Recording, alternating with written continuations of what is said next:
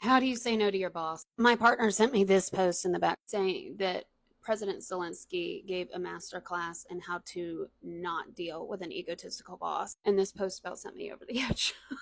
To be clear, the person who posted it is not my partner, FYI. So one of the unwritten rules of work is that as you move up, you are not allowed to disagree. I call this the unwritten rule of compliance, and it is the opposite of psychological safety. Psychological safety is that you are allowed to disagree without penalty.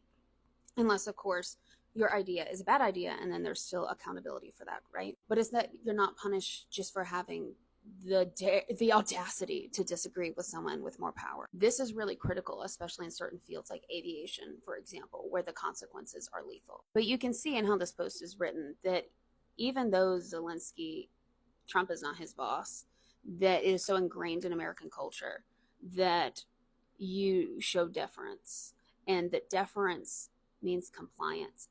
So it's a very tricky line to walk, and this is a big part of office politics.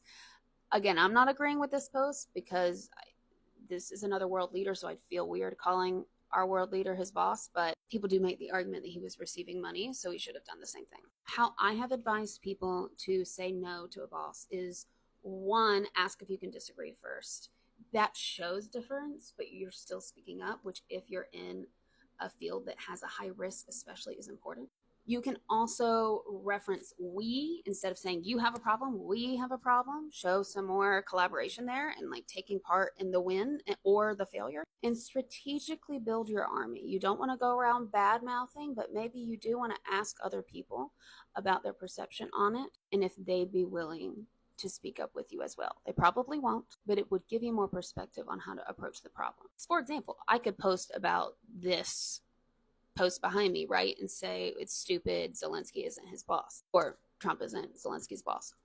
But if I do that without first considering and also acknowledging that some people would say, no, but he's giving him money and therefore he has the power, then I just sound like a dumbass. But always learning what the opposition might be before you go in can give you some ideas on how to frame it, especially if other people have worked for this boss longer than you. There's a big resistance now to even entertaining ideas that are different than yours. And while I understand where that comes from, it also makes us very vulnerable to not making change because we don't meet people where they're at. We're not even speaking the same language and having similar concerns. So to sum it up, I'd ask to disagree. I'd use first person plural and not just second person pointing fingers.